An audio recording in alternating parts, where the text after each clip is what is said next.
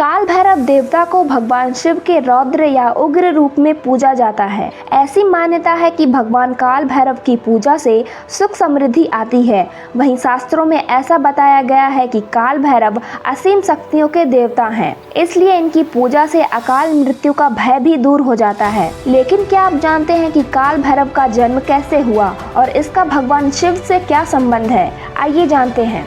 काल भैरव के जन्म से जुड़ी पौराणिक कथा के अनुसार एक बार भगवान शिव, ब्रह्मा और विष्णु जी के बीच इस बात को लेकर विचार चल रहा था कि आखिर में तीनों में अधिक श्रेष्ठ कौन है। विवाद से लेकर विचार विमर्श के बाद भी इसका समाधान नहीं निकल पाया। तब सभा बुलाई गई और सभी देवताओं से पूछा गया कि तीनों में से सबसे श्रेष्ठ कौन है।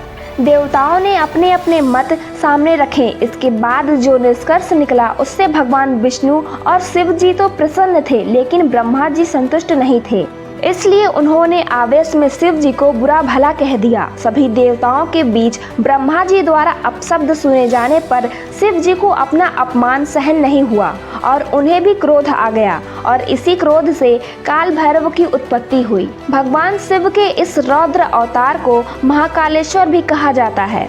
भगवान शिव का यह रौद्र रूप देखकर सभी डर गए और देवताओं ने उनसे शांत रहने की विनती की।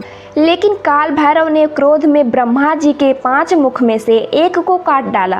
कहा जाता है कि इस घटना के बाद से ही ब्रह्मा जी के 4 मुख हैं, लेकिन इससे पहले उनके 5 मुख हुआ करते थे। ब्रह्मा जी का सिर काटने के कारण काल भैरव पर ब्रह्म हत्या का पाप भी लगा।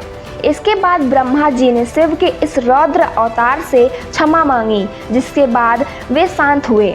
हालांकि ब्रह्म हत्या का पाप लगने के कारण काल भैरव को इसका दंड भोगना पड़ा और कई साल धरती लोक पर भिखारी का रूप धारण कर भटकना पड़ा था।